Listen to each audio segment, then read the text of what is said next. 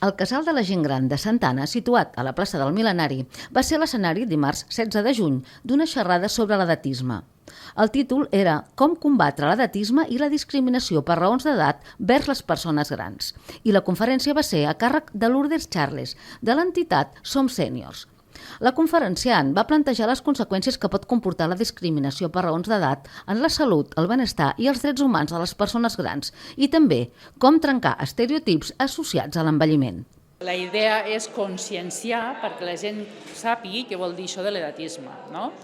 Fa 2 o 3 anys que es comença a parlar més als mitjans de comunicació, no sé si ho sent la gent a la ràdio, a la tele, i aquesta paraula ja la gent ja sabem què vol dir una discriminació per edat, que aplica tant a la gent jove com a la gent gran.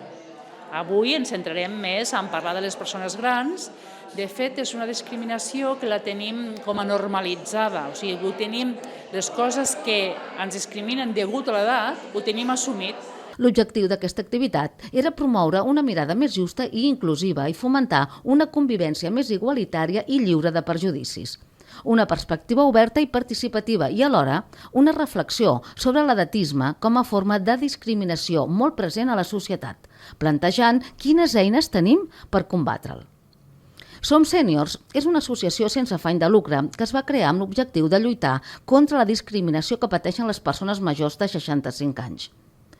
En un segment de població que presenta un alt grau de diversitat que no sempre és reconeguda i respectada, desencadenant situacions de discriminació per raons d'edat que massa sovint pateixen les persones a mesura que van sumant anys.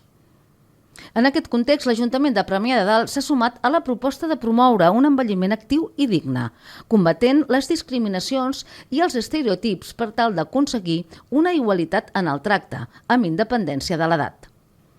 La xerrada sobre l'edatisme la van organitzar conjuntament la Regidoria d'Envelliment Actiu, la Diputació de Barcelona, el Casal de la Gent Gran Santa Anna i l'entitat Som Sèniors.